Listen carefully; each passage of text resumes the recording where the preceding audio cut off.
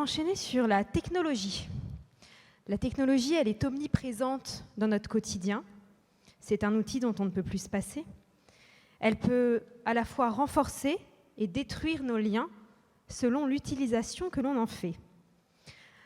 Alors, Carole Bildé, directrice marketing et communication de la maison Veuve Clicquot LVMH, est là aujourd'hui pour nous parler de technologie et de liens. Elle est également directrice internationale du programme BOLD qui soutient les femmes entrepreneurs à travers le monde. Et on accueille également Julien Fanon, directeur général d'Accenture, qui vont nous parler de technologie et de liens. Bonjour, bonjour à vous deux. Comment la tech peut nous aider à accélérer, en ce qui nous concerne, la visibilité des femmes entrepreneurs? Et avec cette volonté d'apporter des solutions concrètes. Voilà. Elisabeth, on en a parlé il y a quelques semaines, elle dit « Moi, je veux du concret. Je ne veux pas de blabla. Je veux du concret. Je veux des solutions. » Alors, pourquoi est-ce que moi, qui travaille dans le Champagne, je suis là aujourd'hui pour vous parler d'entrepreneuriat et de solutions concrètes pour l'entrepreneuriat? Je vous emmène quelques temps en arrière. On va faire un peu d'histoire. Je vais vous parler d'une femme extraordinaire, qui est un peu notre rockstar à nous. Elle s'appelle Barbe Nicole. Vous la connaissez mieux sous le nom de la Veuve Clicquot.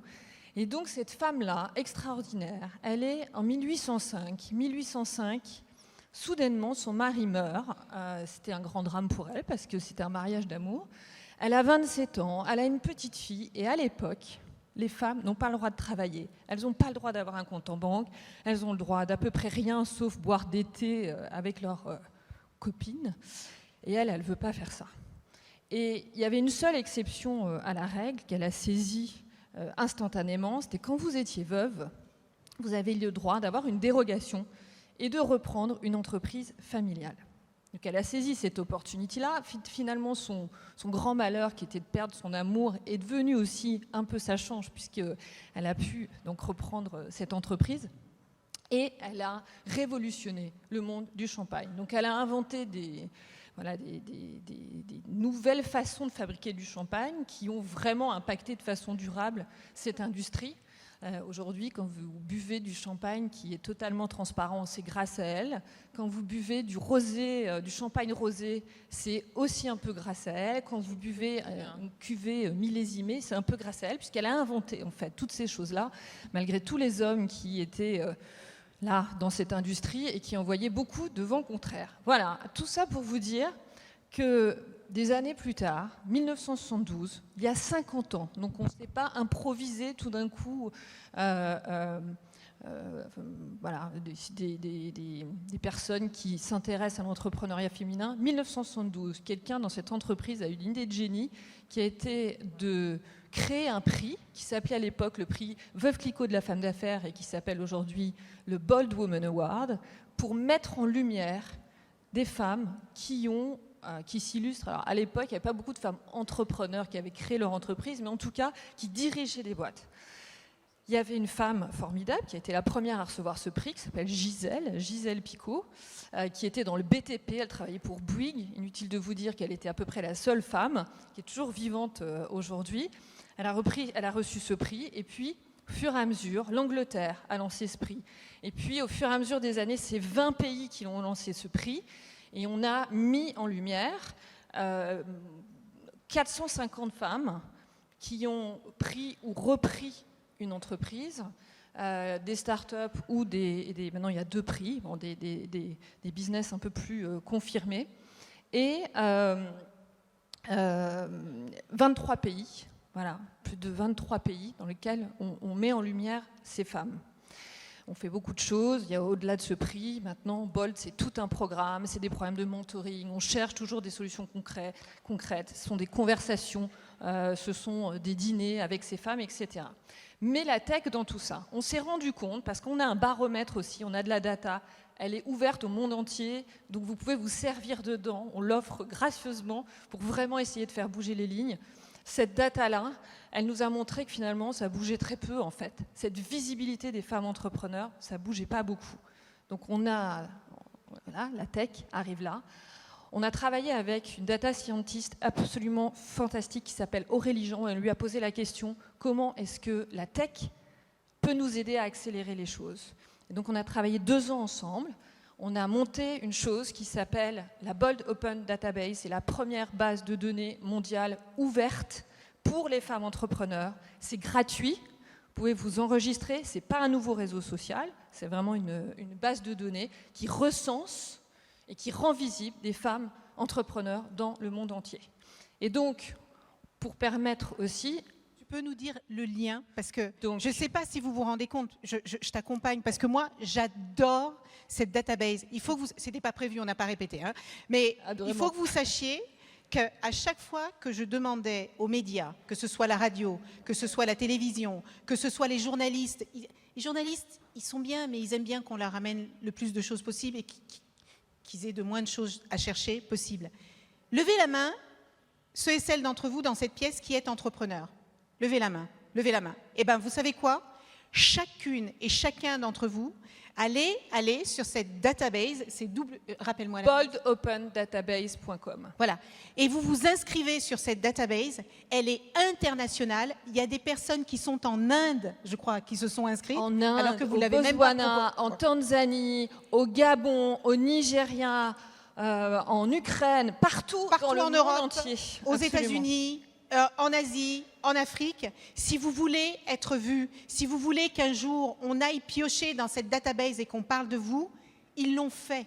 Et quand on parle de comment on utilise la tech pour rendre le monde meilleur, eh bien, Bold, c'est exactement ça, alors même que vous n'aviez même pas besoin de le faire, parce que ce n'est pas votre métier, la tech, mais vous avez su exactement l'utiliser pour le rendre utile à toutes les femmes qui en ont besoin, et vous avez commencé parce que c'était une femme qui a dirigé votre entreprise en premier lieu. Absolument. Et donc, les femmes entrepreneurs, enregistrez-vous, mais aussi, j'imagine qu'il y a des journalistes dans la salle, j'imagine qu'il y a peut-être même des investisseurs dans la salle, vous pouvez aussi vous enregistrer, avoir accès à ces femmes-là.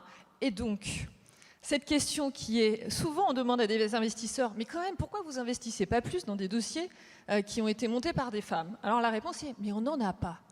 Et bien là, il n'y a plus d'excuses, parce qu'il y en a plein, en fait, dans cette base, et on pourra toutes les trouver. Les journalistes, parfois, c'est de bonne foi, disent, mais je voudrais en inviter en plateau. Mais il n'y en a pas, on ne les connaît pas, on ne sait pas. Ben voilà, elles sont toutes dans cette base-là. Et je voudrais vraiment te remercier, Elisabeth, parce que pour la première fois, cette base, elle a été lancée en décembre. C'est tout nouveau. On a déjà, avec un soft launch, on a déjà 2000 femmes entrepreneurs qui se sont enregistrées. Donc là, on va aller en accélération très, très forte. On a, pour la première fois, sourcé des femmes dans cette Bold Open Database pour être mentorées. Et même, je crois qu'on a un mentor. Mais en tout cas, pour être mentoré. Donc vraiment, merci, merci, enregistrez-vous. Bravo, Carole. Carole Wildé, merci infiniment. Merci. Et vraiment, vous savez, il faut toujours de l'inspiration. Et il y a des entreprises qui, avant même qu'on ne les force avec des quotas à faire quoi que ce soit, ont compris que les femmes avaient de la valeur et qu'on pouvait compter sur elles pour développer ces structures et performer. Et je pense que la tienne est un magnifique exemple de ça. Merci, Carole, d'avoir été avec nous. Merci beaucoup. Merci. On va appeler notre ami Julien Fanon, qui lui aussi vit, travaille, mange, boit, dort dans une entreprise, non j'exagère, dans une entreprise qui a parfaitement compris comment on peut utiliser la tech de la manière la plus humaine qui soit pour pouvoir accompagner les femmes et les hommes qui cherchent à se développer. Julien, 5 minutes. Merci beaucoup. Bonjour à tous. Alors effectivement, le sujet qui m'était posé, c'est le lien entre la tech et les liens. C'est un bon sujet de dissertation de 4 heures, mais je vais le faire en 5 minutes. Alors je me suis dit que j'allais prendre 3 cas concrets pour essayer d'illustrer différentes idées qu'on pouvait avoir sur le sujet. Donc déjà, le thème est inspirant parce qu'effectivement, moi je travaille pour une grande entreprise de technologie, donc la tech. Je suis entrepreneur social aussi depuis une quinzaine d'années, donc le lien social, ça me parle beaucoup. Et donc la connexion, l'interconnexion des deux sujets est intéressant. Alors, si j'imagine trois cas de figure un peu distincts, le premier, c'est le lien au sens aider l'autre. Quel type de lien je peux avoir? Ça peut être aider l'autre. Et donc, le cas le plus courant dans le monde de l'entreprise, c'est celui du mentorat.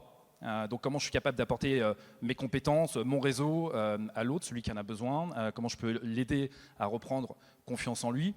Et le mentorat, quand on est un cabinet de conseil, c'est important parce qu'en fait, c'est comme ça qu'on fait grandir nos collaborateurs. Chez Accenture, on est 10 000 collaborateurs. Donc, c'est 10 000 gens qui sont mentorés pour grandir.